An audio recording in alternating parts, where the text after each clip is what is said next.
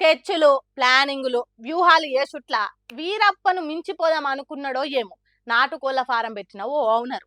కానీ ప్లానింగ్లు బెడిసిగొట్టి ఈపుల సర్చి కడుపుల గుద్ది ఎగిరిదాన్ని బొక్క బోర్ల పడేసినాయి.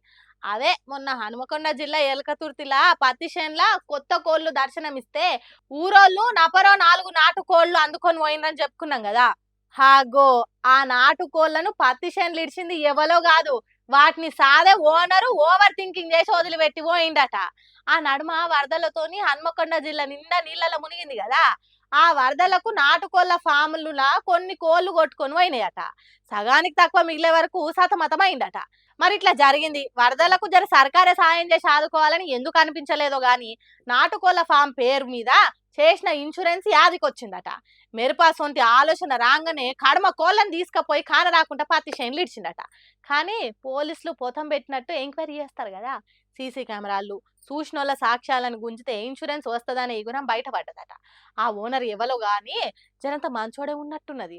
వరదలకు చచ్చిపోయినాయి కోళ్ళు అని వాటిని చంపకుండా పత్తి చేనులు ఇడిచిపెట్టి ఎల్కతుర్తి ఊరోళ్లకు ఎచ్చాల వేసుకొని కమ్మగా వండుకునేటట్టు చేసిండు. సాదిన కోళ్ళని చంపబుద్ధి కాలేదో లేకుంటే ఎవరో ఒకరు తింటారని మంచి మనసుతో వదిలిపెట్టిండో గాని మందికి మంచి కోడి కూర వండుకునేటట్టు చేసి తను మాత్రం పోలీసులకు దొరికిపోయిండు. అటు ఇన్సూరెన్స్ పైసలు రాకుండా అయిండు, ఇటు ఉన్న కొన్ని కోళ్ళు కూడా దక్కకుండా అయిండు. అందుకే అతికే తెలివితోని ఆలోచన చేయొద్దు అనేది.